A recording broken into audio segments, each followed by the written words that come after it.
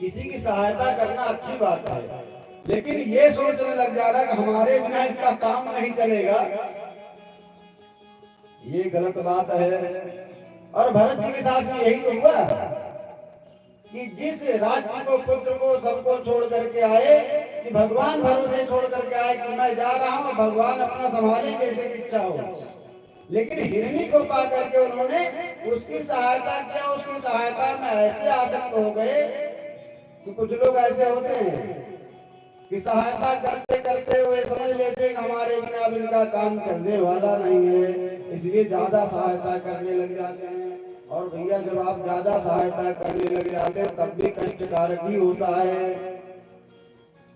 तो इसलिए सहायता भी अगर किसी करना चाहिए तो उससे ये अपेक्षा नहीं करना चाहिए कि इसका जो है हमारे बिना काम नहीं चलेगा।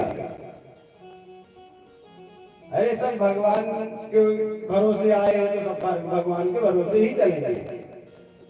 जब भरत जी को तीसरा जन्म मिला तो ब्राह्मण के घर में जन्म मिला, क्योंकि पश्चाताप तो उन्होंने हिरणी के शरीर में किया ना, अपने जीवन को उन्होंने व्यर्थ नहीं गंवाया। दोबारा तो उन्होंने ये नहीं किया कि मैं बच्चे पैदा करूं और कोई काम करूं या कहीं जा करके अपना, जैसे हिरणियों का अपना झुंड होता है, झुंड में रहूं, वो झुंड को नहीं पकड़े, वो झुंड से अलग हो गए, अपने शरीर को उन्होंने त्याग दिया और ब्राह्मण के शरीर में आए।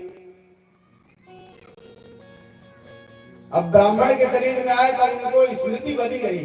बताइए, तीसरा जन्म है उनका और तीसरे जन्म में भी उनको स्मृति बनी रही। स्मृति मतलब याद बनी रही। हम लोगों को किसी कल जो काम करते वही भूल जाते हैं, और भरत जी को तीसरे जन्म की बात याद रही। और महाराज, जिसको याद यादा रहता है वह व्यक्ति या तो संभल करके काम करता है या तो वह काम नहीं करता जो उसने पहले किया है। ये जो भूलने वाले लोग जो हैं, यही जो है जल्दी जल्दी गलती करते हैं। तो उनको याद बनी रही कि मैंने पूर्व जन्म में मैं भरत था, इतना बड़ा राज्य था हमारा, मैं भगवान के भजन के लिए छोड़ दिया था, और हिरणी में आसक्त होने के कारण से मैं हिरणी बन गया, और उस हिरणी के शरीर को मैंने इसीलिए छोड़ दिया। अब मैं ब्राह्मण की शरीर पाया हूँ। तो वे, उनको जब ये याद बना रहा तो जहाँ पैदा हुए थे उनके घर में, पंडित जी के घर में, वे पंडित जी बड़े प्रकांड विद्वान थे। अब उनको ये रोज रोज स्कूल भेजने लगे, रोज रोज पढ़ाने लगे कि बेटा पढ़ो। अब उनको ये खूब पढ़ावे पंडित जी, सब बच्चे जिसको जो पढ़ावे वो सब सुना दे।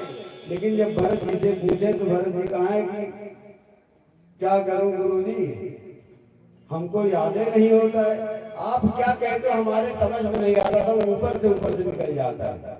कुछ लोग ऐसे होते हैं ना, हे गुरुजी, हे पिताजी, आप जो पढ़ाते हैं मैं सोचता हूँ पढ़ लूं, लेकिन क्या करूं, हमको समझ में नहीं आता आप क्या बोल रहे हो।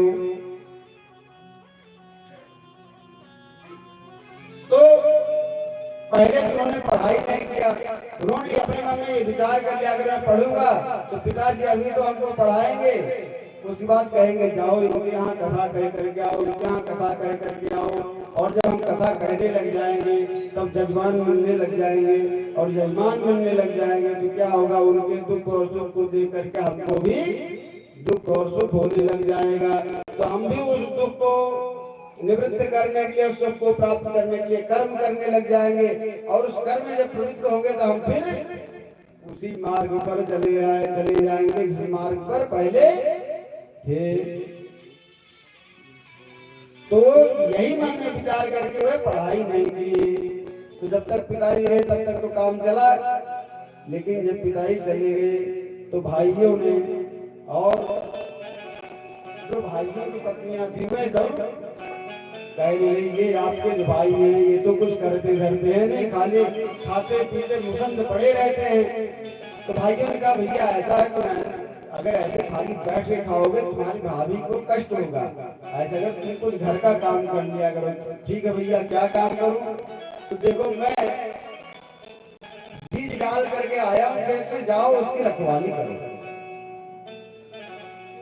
अब वहां पर गए तो राम की चिड़िया राम